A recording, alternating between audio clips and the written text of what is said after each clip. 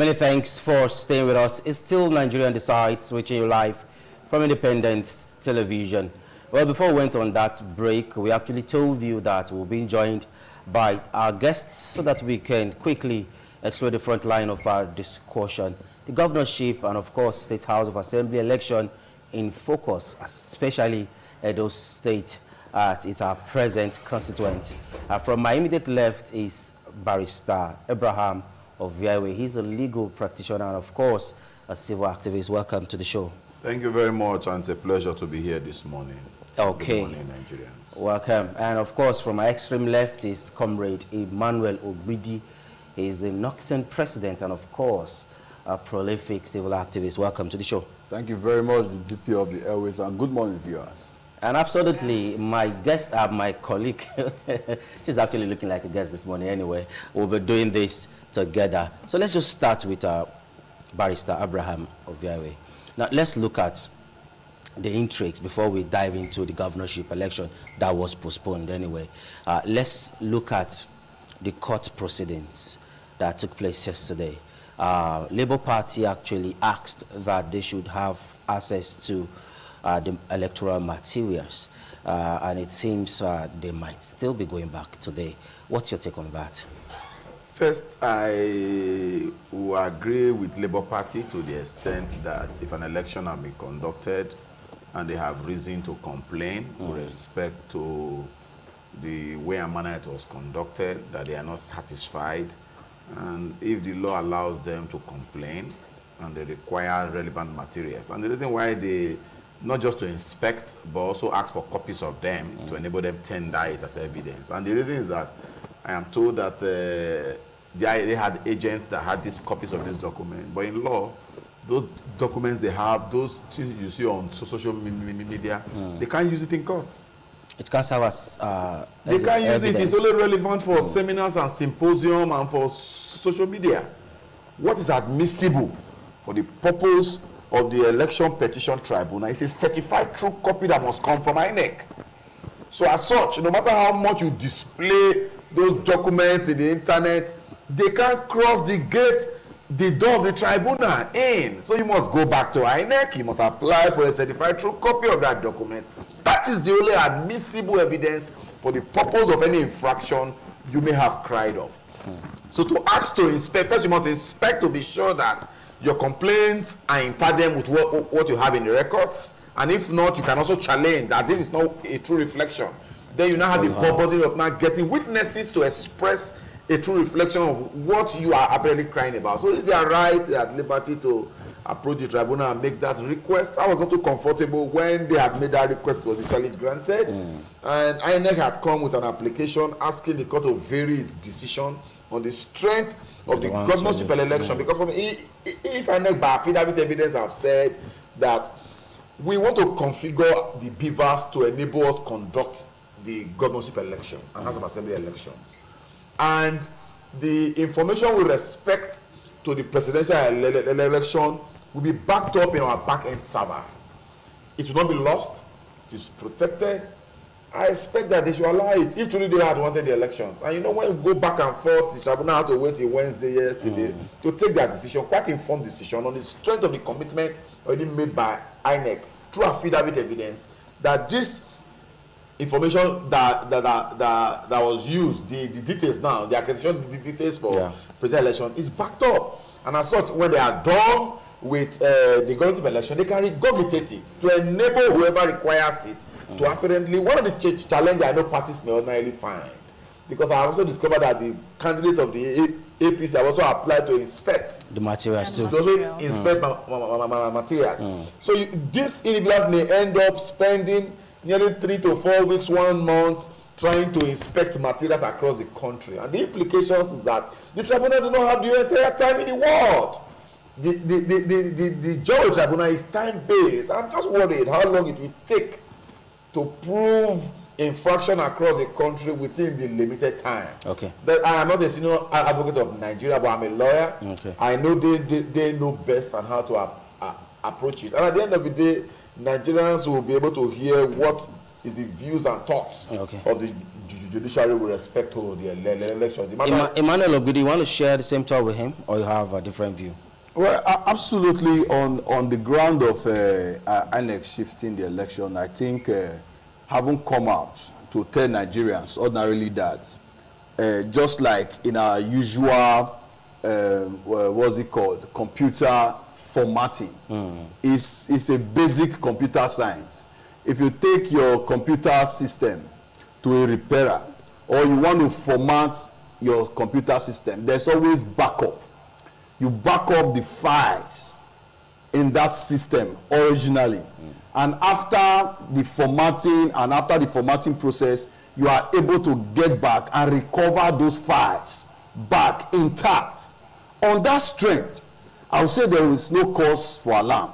But ordinarily ab initio, when the Labour Party and other persons were applying to inspect some of this material, and INEC said they want to configure in order to be able to program the beavers machine for the governorship election, it was not clear whether they could save or back up the beavers information for the 25th presidential election in the INEC server or the INEC cloud. But now they've come out with an affidavit that they can back up that information. Then I think it calls for calm. It calls for calm, and Nigerians should be able to give them the benefit of that. That whenever the information is required by the court, they should be able to provide certified true copy for every parties that have applied for sale in one way or the other, in order to be able to present it as an evidence. Because whether you like it or not, having conducted that election, the information in Beaver's machine becomes an exhibit. Okay. An exhibit to be tendered in the court at any point in time when required. So I think we should give INEC the benefit of that to to do the needful and also conduct the governorship election while no information on the strength that no information as regards the presidential election will be tampered with or lost. All right, Barrister Obiawi, do you think the electorate at this time have such faith on INEC to be able to save these figures? I can understand the worries of the Labour Party, because for every such request was radically, it was a hostile application, because there was a strong staying opposition to it on why the court should not grant it. But on the other hand, if you say the court should not grant it, are you going to spend 2 days to do the inspection so that you can quickly go and inspect before they configure for the elections? I will not blame Nigerians, I will not blame the Labour Party if they have reason to doubt. Because if you realize during the elections, we were sure that beavers was going to be used to transmit results. And we saw that the senatorial elections and House of Representative elections, there were transmissions for that. But for the presidential elections, we have had all manner of cock and bull stories. We've had all manner of narrative as to why they didn't do that. And again, I feel very irritated with that process that was here. I feel very sad as to why they would have done that. Because if you have spent billions of naira taxpayers' money to procure those machines, and they didn't serve it, we were told that the beaver machine was a game changer. But indeed, we didn't see it changing any game on the strength that it was not used. To me, for the purpose of the presidential elections, only for now that you're now seeing or they are now uploading results, it was useless. And as such, we'll continue to ask ourselves very bitter questions that if they could transmit for the senatorial elections the same time, the same network, what precluded them from transmitting that? Well, the matter has now shifted to court, who press down our analysis and watch activity proceedings in court. But again, let me also tell you, the ball game, like we analyze here, like we analyze on the social space, is radically different when we get to court. Those things you can easily pass on the social space. You can pass it in court because they are guided by procedures, they are guided by rules, they are guided by capacity to push it forward towards that end. I understand the worries and pains of Nigerians. They say once bitten, twice shy.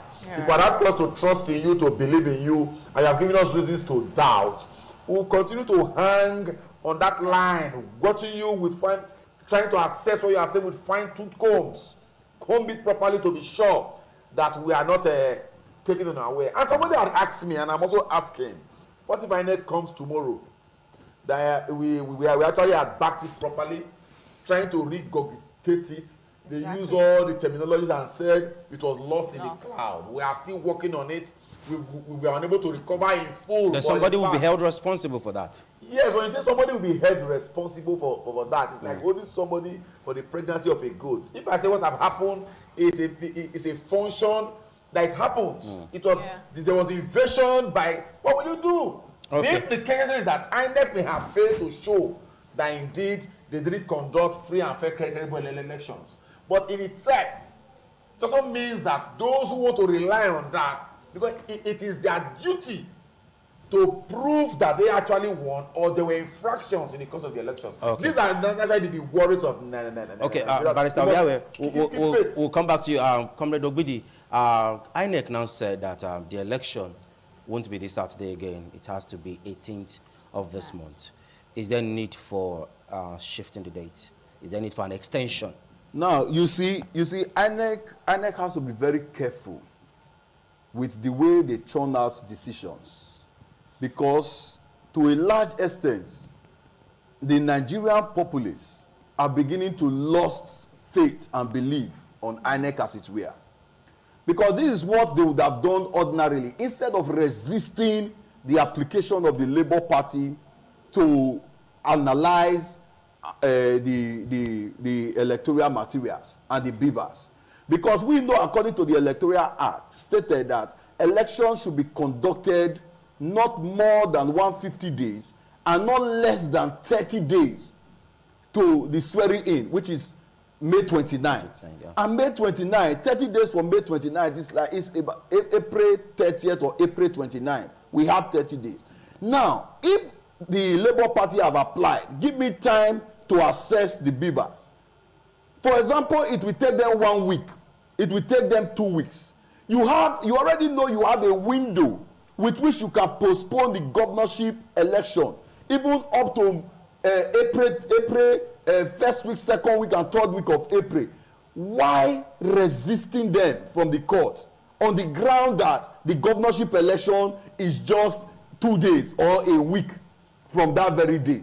So it does not correlate as to why INEC is resisting the access of the parties who are requesting to access those materials. So ordinarily, INEC from the presidential election has failed Nigerians, has reduced the faith and the hope that Nigerians had on them, having spent a lot of money. So coming out with that decision and having been granted, the court granted INEC to go ahead for configuration, you are telling us that you can no longer conduct the election in March 11, that you have to postpone it. So if you know you could postpone the election, why not allow the Labour Party to have access to the beavers and get their analysis while you postpone the election? So you see it as delay tactics now? Yeah, yes, because Nigerians ordinarily is beginning to lose faith on INEC. Okay. And now they are beginning to play into that hands. So it will be very difficult, even though we don't have any choice. INEC must still conduct those elections. But all eyes is now on the INEC chairman, INEC officials, as to even the ICT department of the INEC, as to what exactly is happening in the beavers, what exactly is happening in the conduct of elections in this country, and we need to get it right. Okay. Okay, we'll be talking about the 25th of February election and still surrounding these old issues. Yesterday at the court, the presidential candidate of the Labour Party talked about due process. Now, Barrister Obiawe, in this whole situation, how do you think the judicial system is going to really bring this due process? You know, seeing the way the election has been postponed, it seems like the 25th of February election is still dragging and still pushing the supposed March 11, now March 18 election. Yes. So what's the place of due process in this whole situation? As a lawyer, I cannot lament over a matter that decisions have not been taken. Okay. Parties have not approached courts. Let me also advise the various political parties. They should not make a scapegoat out of the judiciary. We can lament over previous decisions that have been taken, and we can criticize those decisions. We have a right to apparently do that and say we do not agree with their reasoning. But specifics, I can only encourage them to advance and approach the tribunal with the required evidence. Because, for example, the allegations from what we have found on the social space is now become a gauge. The social space is a leveler. Anybody can say anything. The point I'm trying to make is that the allegations that has been churned out against INEC and other political parties are criminal in nature. And the implication is that the standard of proof for those allegations are proved beyond reasonable doubt. Let me take you back. Some of those things you call allegation were found on the INEC portal. Yes. We saw one where a particular lady's picture was uploaded in a particular polling unit. You call that allegation now? Yes, very well. If you catch, if while we are here, a man runs into the studio to steal a camera, you saw him stealing it, it's still an allegation.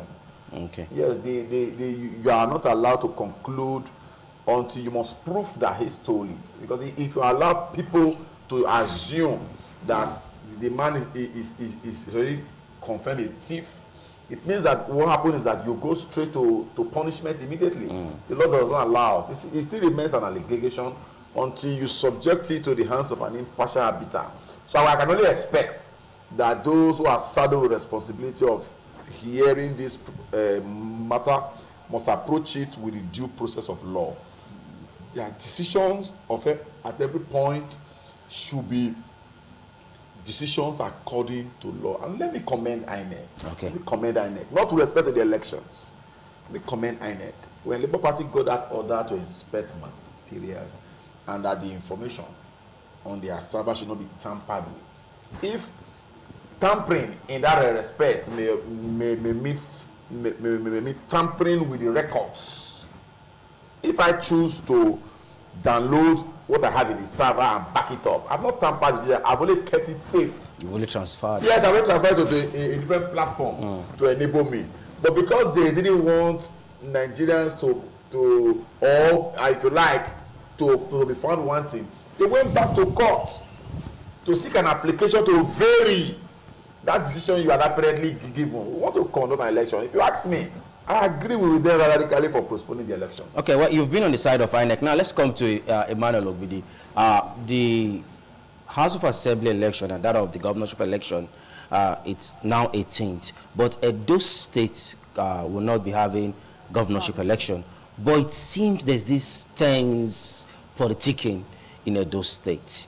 Is there any cause for that?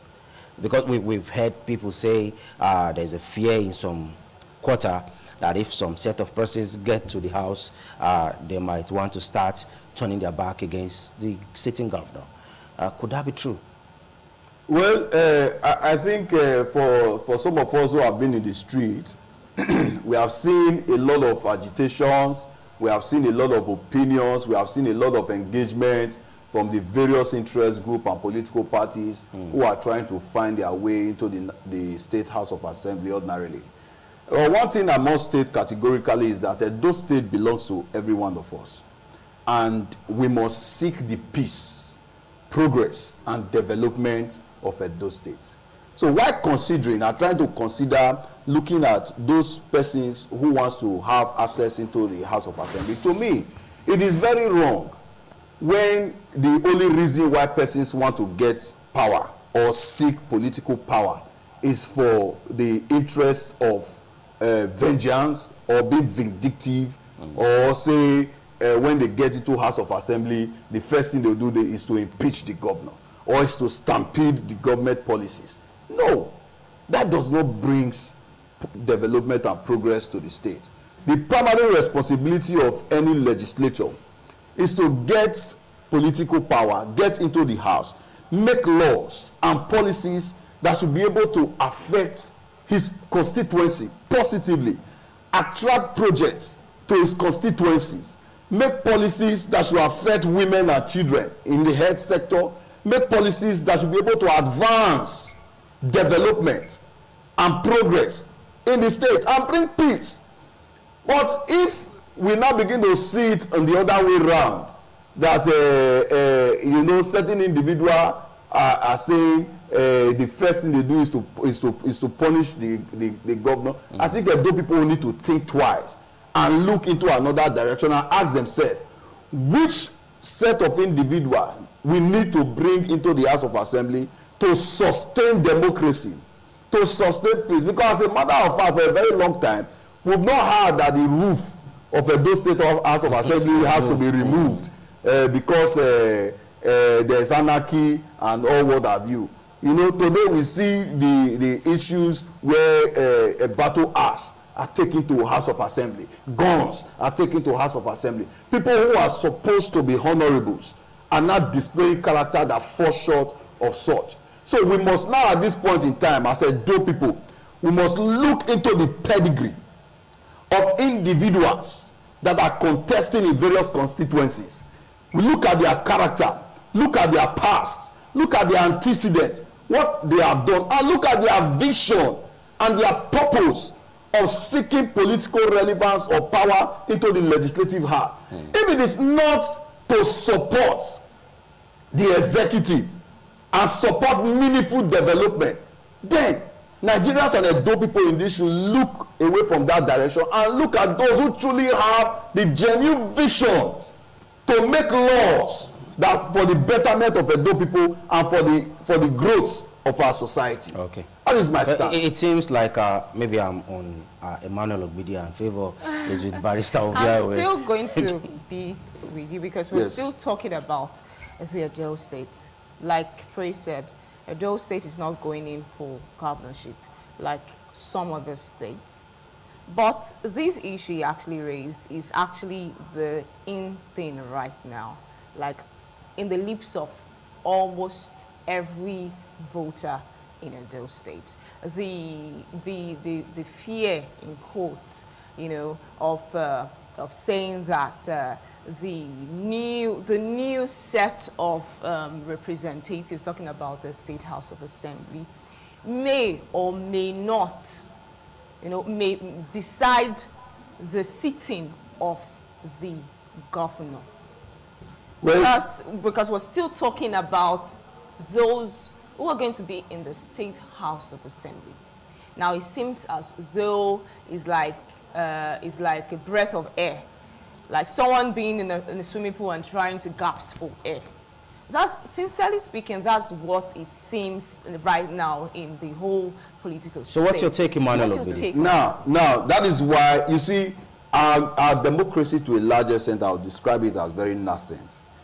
A lot of our politicians are still very naive as to what legislative business is and what opposition means in the legislative chamber.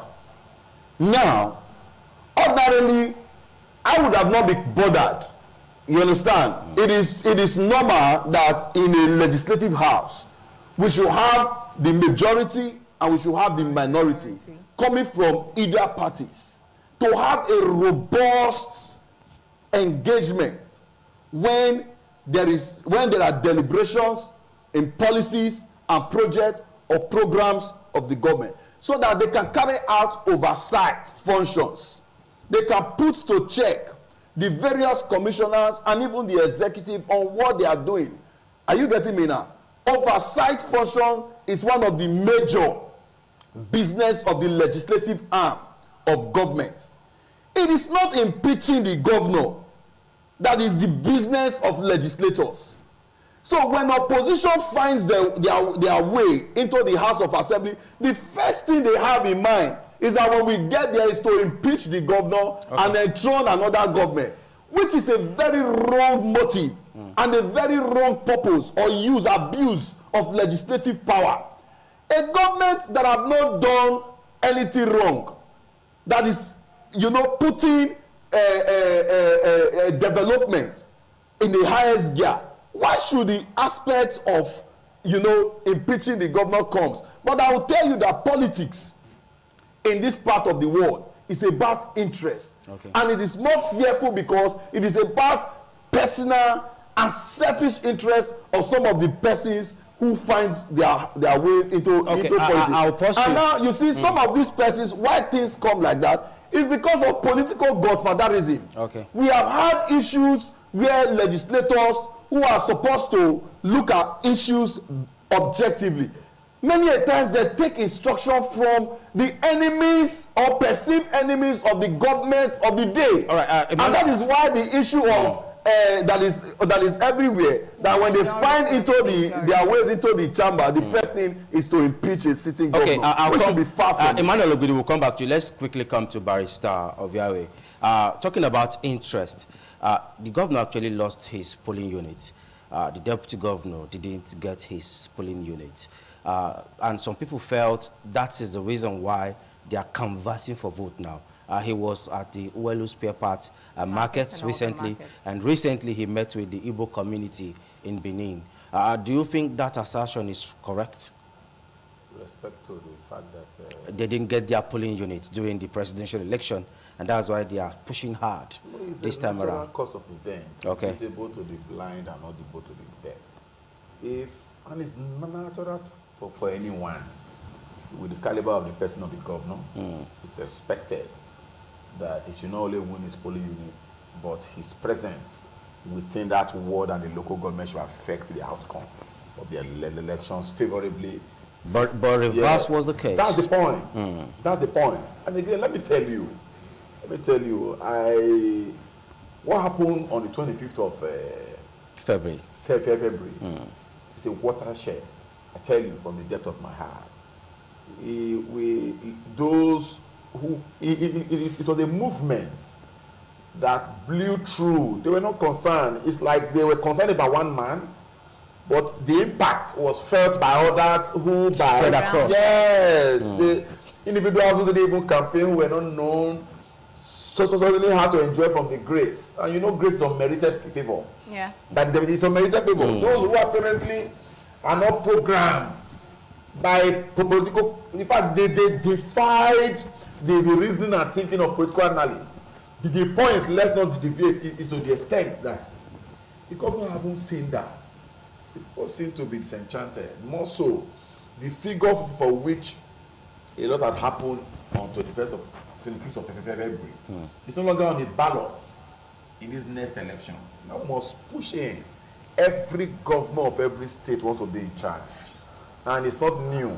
So if the governors go around to various areas to campaign, he has a reason and right to ordinarily go. But again, the governor is not my friend. But I'm irritated by the narrative on the social issues. I'm very irritated about it. You see people creating a perspective that is based upon which we must support individuals who are not from the governor's party, is to ensure the governor is removed. For me, it doesn't make sense to me. If at our level orientation and education, we view it from that perspective, it means we have a long way to ordinarily go. In any event, the core politicians who that may be their underlying thought, and everybody wants speculating it. Individuals are raising these issues, and when you continue to sound in that manner, it means you want to throw a bill into a state of crisis immediately after new members are sworn in. And again, we have had a fair share of it. And let's not make any mistake. It's a function of what has happened in the past. More so, we still have about 10% in the House Assembly today. They are thinking that it's just running through. It's against 24%. Obviously, they have gone to court. The matter is still pending that date.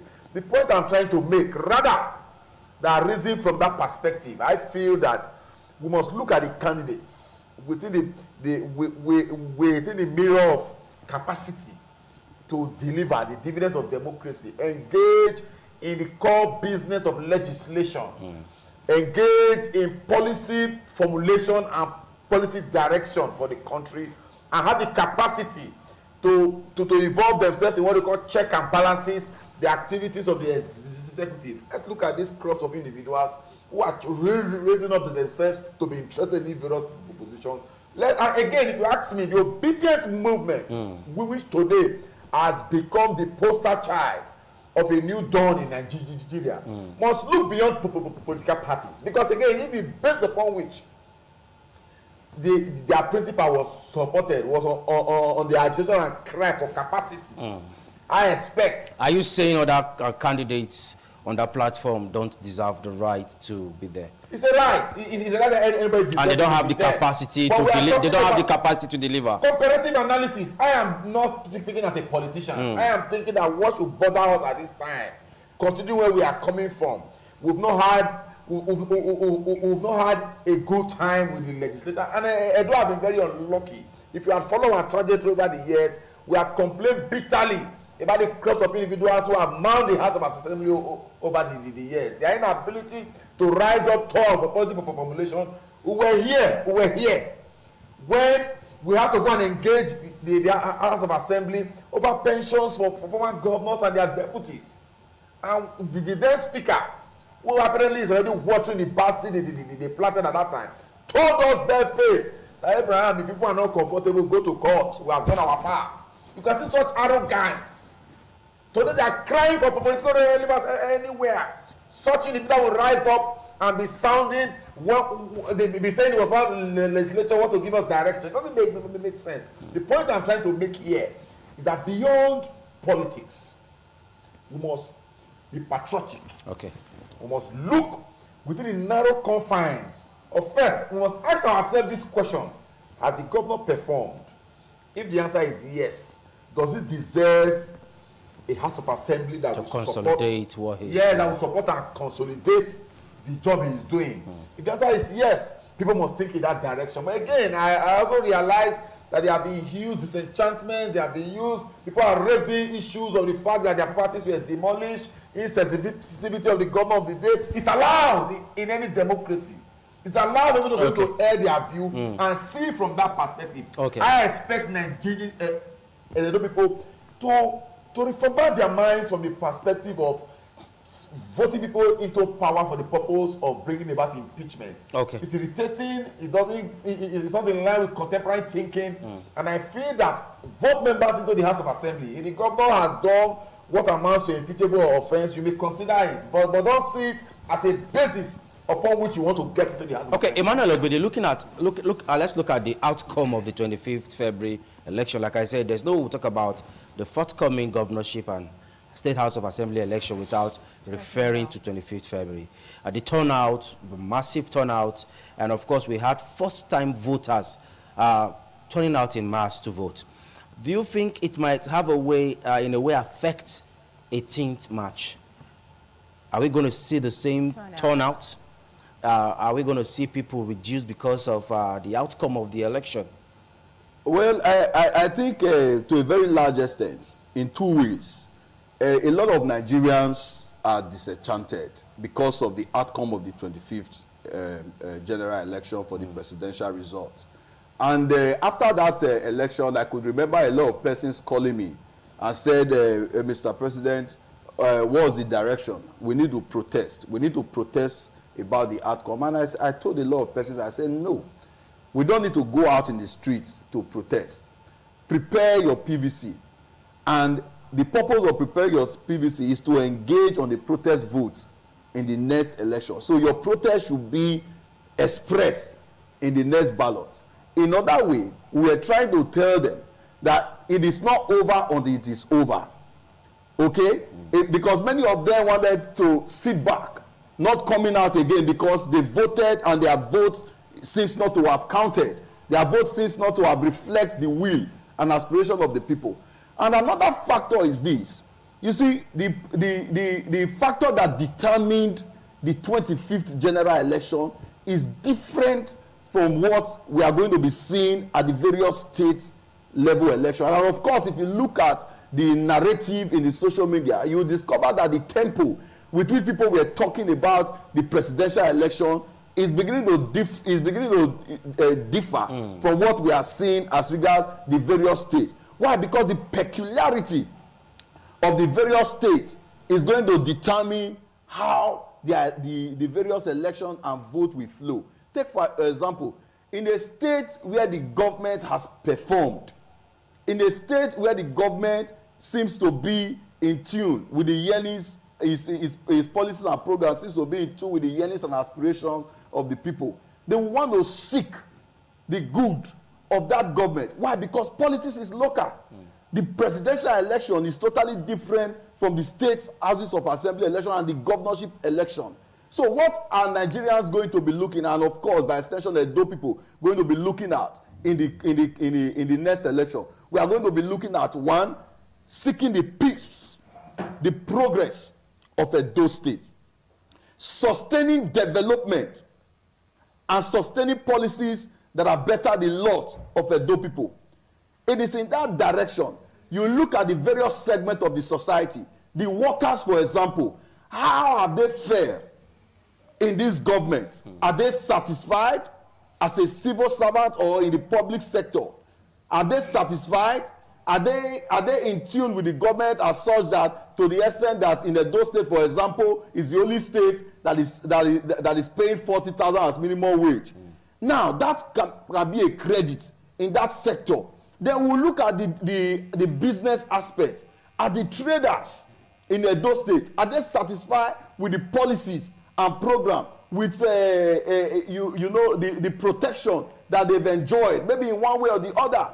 So every segment of the society are going to engage and go into that election based on the reflection of what is currently happening in their various states. Okay. That is what will determine and drive the decisions of voters in the coming election. All right, let's talk about security now, Barrister Abraham. To an extent, we've seen cases where after elections, you hear police coming out to say they've not paid them. From Shu election to Ekiti elections, even the recent election. The recent election. Don't you think it's going to affect our security architecture in the next election? Because on February 25th, we saw in some polling units, we had little or no presence of policemen. It's about deployment. When the police come out to tell you in a dual election we are deploying 15,000 votes, 15,000 police officers, and you ask yourself, the number of police officers they claim they want to deploy are far way ahead of the number of police you need to have.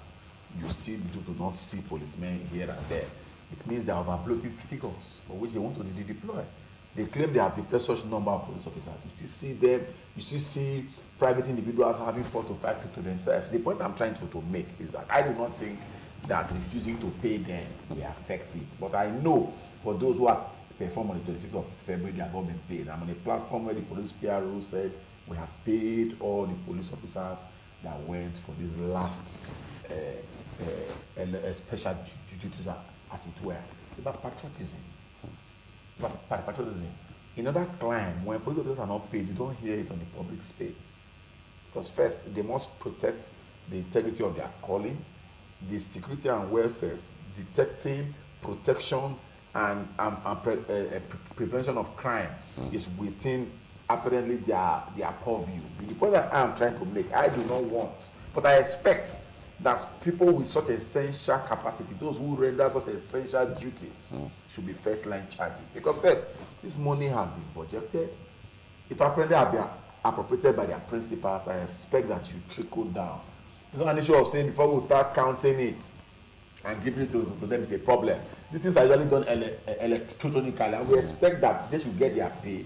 So they should be at higher. You see, you didn't see the exchange of money during the last election. Apparently, because you know the cash crunch. The cash crunch and the policies around it. It helped a lot to allow people to express themselves. If not, the number of votes some persons have had, you will now know that those persons who were shouting for one political party, half of them would have changed their mind. I'm telling you the truth, because first... Well, you've been on this particular political party. It seems, I don't know, I'm with you. Yes, the point I am trying to make, because politics in Nigeria, I'm happy with the sudden, somewhat change. I agree that it's going to be a long walk to freedom. It's not going to be... That party actually helped us to have a paradigm shift. I agree absolutely, and make no mistakes about it. I am not part of it. Okay. Make no mistakes about it. You've made that clear anyway. No, but the reality is that they have helped us to let these politicians know that it's no longer Uhuru as usual. That at any point in time you want to act like a dictator, there is usually a movement that can redirect the thought of the people and apparently create a new lease of life for them as it were. I am happy at the move. A couple of people have underrated their capacity We have discovered, and again, when they say their support was organic, it's shown clearly in the last elections. The woman in my village, the old woman, because I went to my village to vote, the old woman, 80-something-year-old old woman, is insisting. I was at the polling unit to observe the election, and they have told them this is the party we are voting for the presidency, and that party for the House of Rep and Senate. The old woman, who is an illiterate, was asking that which one is for the president, let her vote. The people were arguing as to which one is it. The old woman said, okay, nobody should bring all. That she's going to vote for that particular property so that these children should not come and deceive her. For me, I laughed hilariously. That is, people who are determined not to make mistakes. Not to make mistakes. And I can tell you, the political class is hugely scared of the people. And you know, when the government is scared of the people, it is liberty. But when the people are scared of the government, it is tyranny. By this movement, by this reasoning, there's a paradigm shift from tyrannical way of doing things to liberty and freedom for all. And again, like I said, the movement must be based on capacity of individuals to deliver. You will not say because you are a member of that political party and you lack capacity, you cannot deliver, will queue around you. That's a negation of the drive and the reasoning behind that movement. Now, the situation that happened before, you spoke about grace and favor before. Now, that happened during the 25th February presidential election. Now, do you think, like you said, the grace and favor factor that worked around the whole senatorial reps and president, do you think that grace and favor will apply this time around, owing to the fact that this election we're talking about this time around is a local election? And I want to personally agree with my brother that grace and favor of their principal will only play between 20 and 30% in this next election, particularly when this election is radically local. You now have one local government. There are some. A local government have two constituencies. It means that half of the entire world will be determining the fate of those individuals. Now, the picture they are seeing is their direct representative who have been with them over time. They are not looking at that bigger. Yes, they assume that you are from that man's political party. Now we are talking about our local arrangement. Now we are talking about our various constituencies now. How have you fared with us over time? What role have you played to drive the general good within our local government and our constituency? One of the very strong and viral factor that will naturally play up in this election. So that reasoning of one big figure who has become a movement, who has become a phenomenon just now, may not be able to pervade the space like we saw in the last election. It will not. Individuals will drive the process because people are now moving very strongly. You saw the governor is now moving personally to see markets, to see various groups. It has been huge activity. People are now woken up from their ideological slumber that you cannot longer sit in the comfort of your house and allow things to apparently happen. These are factors that will shape it. How well have you served us? And if you have served us well, are you entitled to get our support in the House of Assembly? That the issues that we are not those primordial sentiment of this man is here. We want to see that to ensure that we impeach him. No. All right, Barrister, Emmanuel Ogbede, to an extent, he has actually atomized some things that are striking. The obedient movement were the game changers in the 25th February election. To an extent, they were the game changers in some states. Should we see that play out, like he said, or is there going to be, it might be business as usual, having grassroots politicians whom have direct contact with the electorate from the grassroots level? Well, the truth is that, like I said earlier, we are not going to be seeing the movement factor, basically the way it was in the presidential election, trickling down into the various House of Assembly election. It's going to be a different narrative entirely. Take, for example, to a very large extent, the various governors in the states are going to be having a kind of a large amount of influence in the various positions and elections in the various constituencies. That is one. And two, we are going to also be looking at, like my brother said, the capacity, the pedigree of individuals that are coming out in the various constituencies. What is their capacity? What have they done before? Have some of them represented the people before and distinguished themselves in that position? If the answer is yes, you tend to see that their constituents want to rally around them. Yeah. So the factor that will be determining the vote in this time is going to be the local engagement. How much this individual has been able to engage. And like we saw, the governor coming out to personally campaign with his policies and program and what he has achieved by way of campaigning for the various individuals who are coming under his party. When he just has barely 2 years. That is going to be a strength in the aspect of his own candidate. Then why those, for example, who are in other parties are going to look for other things that are perhaps peculiar to them? But if I would tell you very strongly that the anger of Nigerians in the last presidential election is still very fresh, a lot of them are going to be coming out with a protest vote against those that they feel ordinarily or they thought robbed them of their mandates. And chief in all of this, victim in all of this robbery is the obedient movement. They felt they'd be robbed, and they've accused a particular individual or a set of particular political party to have robbed them.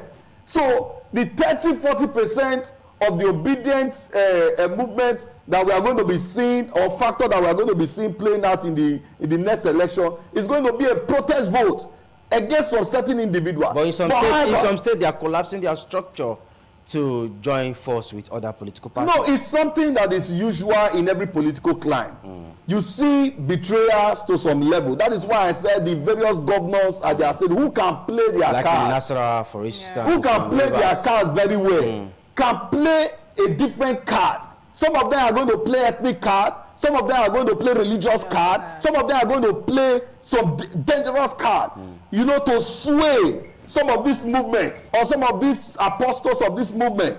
And why some of them are falling to it, I will tell you the truth, that the persons who ordinarily are actually genuinely carrying this movement are not the partisan politicians.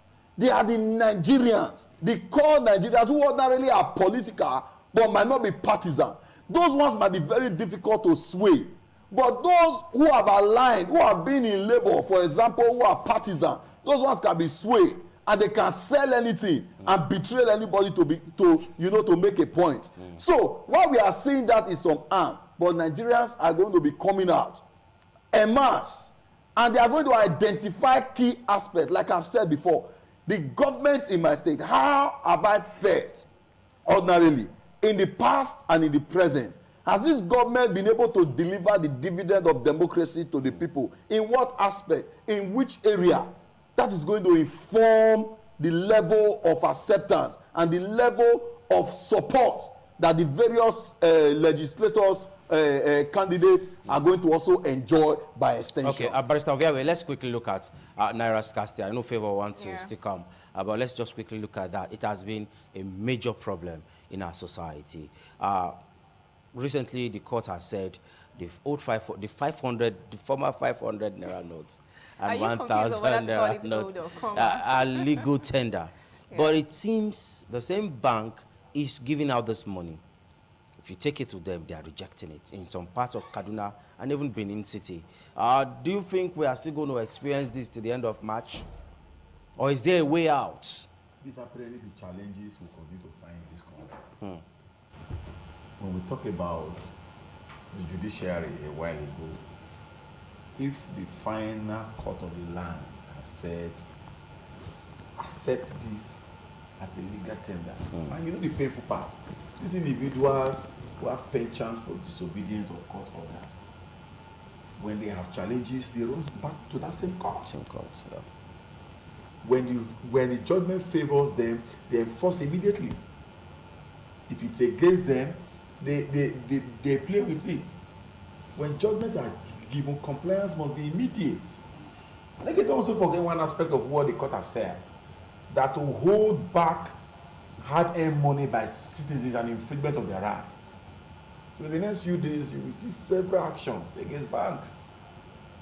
If I send a check to my bank and they bounce the check when I have sufficient money in my account, ordinarily in itself, beyond this naira crunch, it's a problem. It's a problem. I cannot work hard to earn, and you are telling me I can't have access. But to bring one policy to restrict how I take money to take care of myself and my family and run my own business.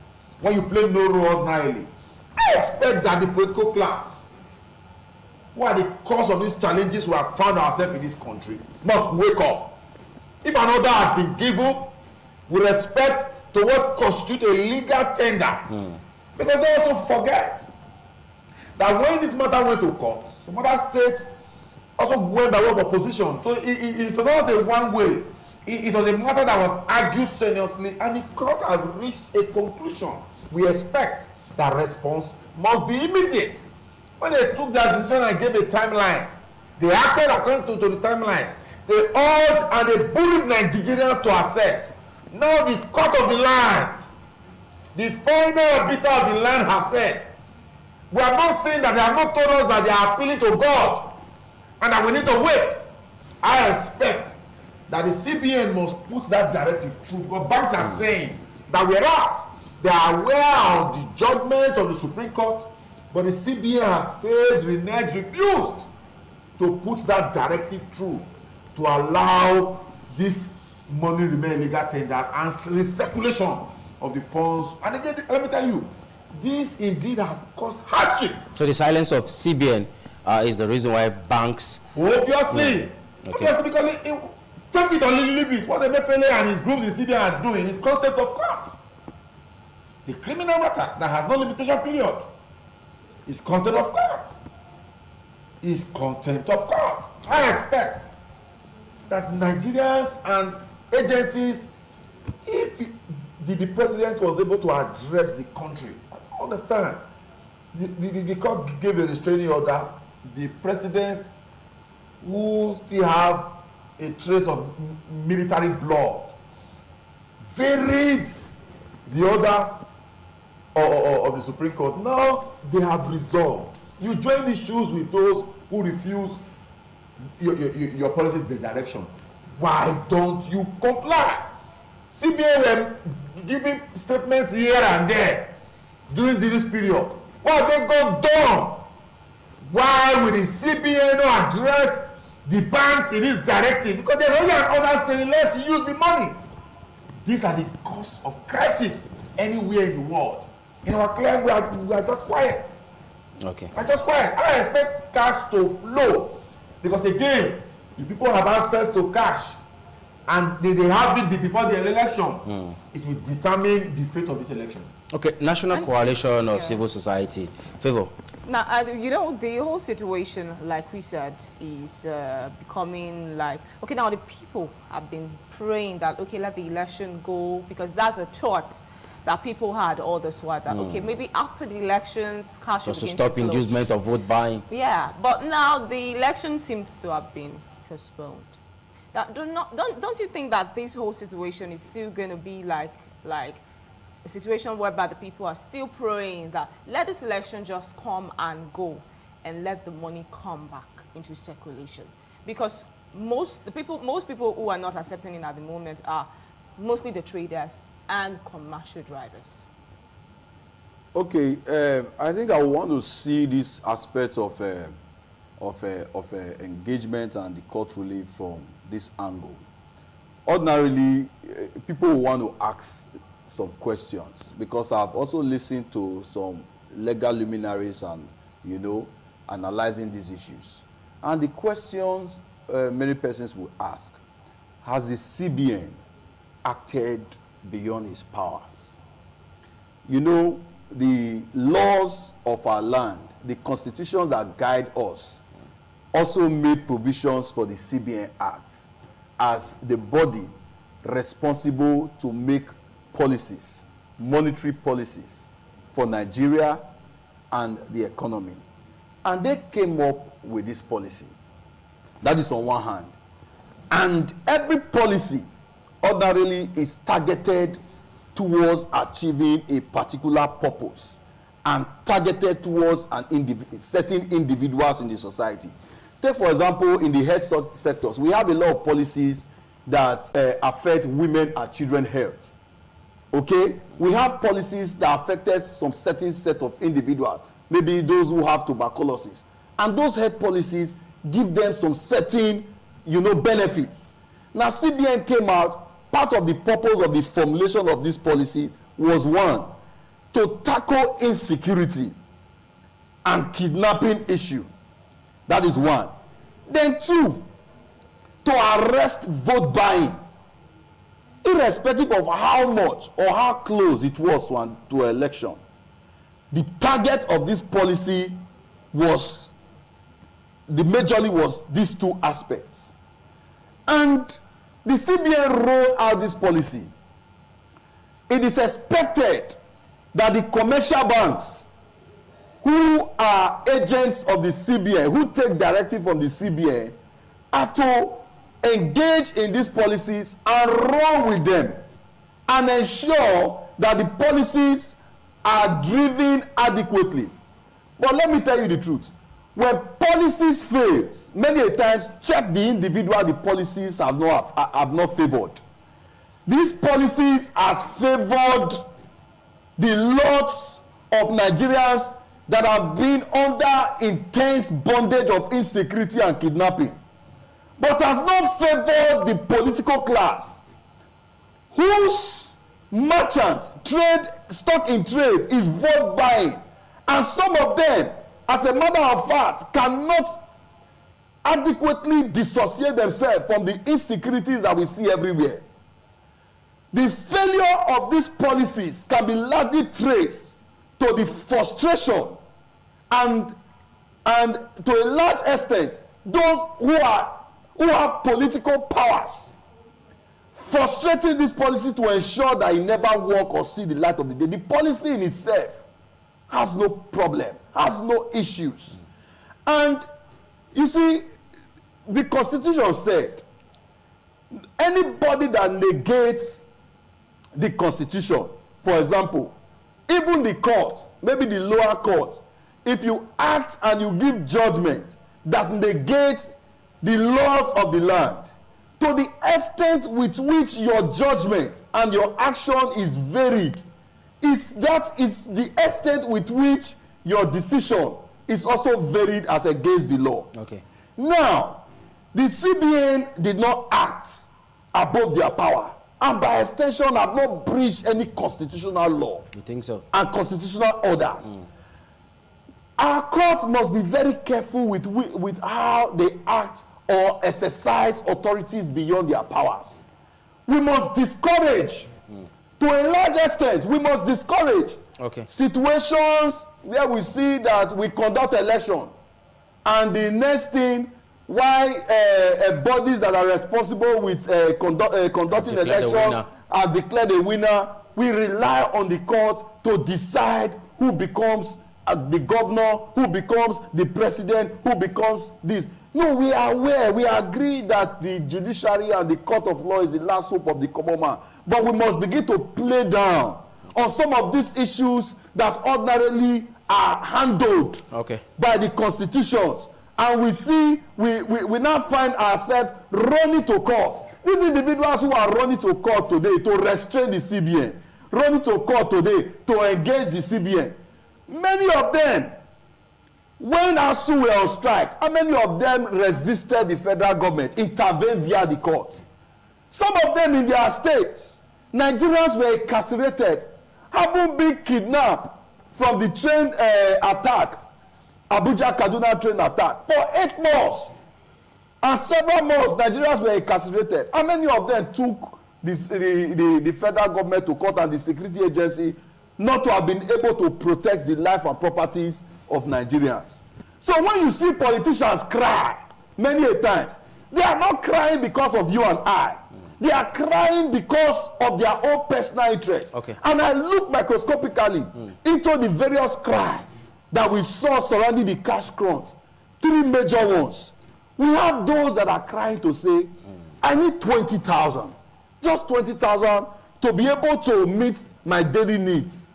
It is failure on the commercial banks not to be able to see 20,000, make 20,000 available. Where is the money? Because before CBN withdrew the old Naira note, they told us that over 1.something trillion was available new notes. Okay, now, we do we have up to time. 1.something trillion new notes in circulation today among the ordinary Nigerians? That's a question that needs an answer, Barrister Abraham. Now, to an extent, banks still have this money given to POS operators. And the ordinary citizen go to the bank and they don't get this money. And yet we still find this money in the hands of POS operators. And we have to buy it. And you have to buy it. In fact, the last time I got cash, I got 5,000 for 1,008. 10,000 naira for 3,000 naira. All right, now, should we continue like this? And how long are Nigerians going to bear this brunch? Yeah. As we begin to wrap up now. Yes. Let's take that as your final take on the show. Before we get there, I'm a lawyer. Okay. He has raised issues with respect to the judiciary. Okay, you want to... I hold that profession a duty to clarify. Please, quickly. Please clarify. The laws are the prophecy of what the court will do, and nothing more pretentious. Okay. Oliver Wendell Holmes. The laws are the prophecies of what the courts will do, and nothing more pretentious. If the CBN Act provides for certain provisions with respect to functions of the CBN, it is the courts that give interpretation to those sections Emefiele and quoting that they are complying with. Let me tell you, how can Emefiele and Mr. President sit down and make economic policy? Have you sat down to read the functions of the Economic Council, the National Economic Council, that have the state governors, that have the principal members of the National Assembly? You result in such economic policies without interfacing with the National Economic Council.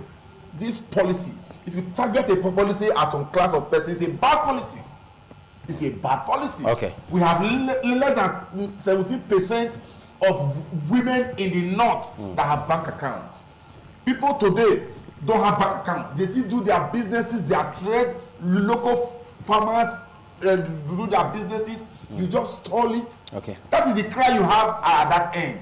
I'm not saying I concede that the issue of kidnapping have reduced, because they know if they kidnap you, they will not see the bank that release what bulk cash to come and pay. It has resurfaced in some part of Niger State. Okay, yes, and if you apparently see, if you give bank accounts, they can easily trace. Okay. The point that I'm trying to make in itself, that no matter how bad the decision of a court, it must be obeyed. All right, thank you so much. Because I made sure the CBN must comply. Okay. It does not lie in our mouth to say what the Supreme Court has said is rubbish. We cannot pick and choose Thank you which so of the much. order of the apex court who must comply. And we will respect what you have said. It is troubling. Okay. It is troubling that today in our country, we now buy legal tender. With legal tender. It's irritating. And to my mind, and you ask ourselves, these people who are selling this money, where do they get it from? Most times it's not from the bank alone. Okay. I was looking for cash. I went to the local market one evening. I saw some traders. What they do, those who are sold for the day, they go and gather from all of them. You will see it clearly. 50 naira, 100 naira, you will just see they are ready to go and gather from them, all of them. Yeah, even supermarkets. Yes, they will gather from them. When they gather from them, they now arrange it, they sell it, they make profits, they also go and share back to the same people by way of transferring back to them. By the next day, they come to the market, they sell. We are our biggest problem. All right, I'll take that as your final take on the show. Emmanuel Ogede, I'm afraid we don't really have time again on the show, but we'd like to have this discussion some other time. Thank you so much, Comrade Emmanuel Ogede, for finding our time to call. Thank you for having me. And of course, Barrister Abraham Avewe. It's nice having you. All right, Favor Saro, this is where we'll be saying goodbye on the show. Yeah. Okay, whatever have a beginning surely has an end. Nigeria Decides will continue tomorrow with another set of anchors. I am Daniel Praise Osedebame. Do have yourself a beautiful Thursday morning ahead. Bye for now.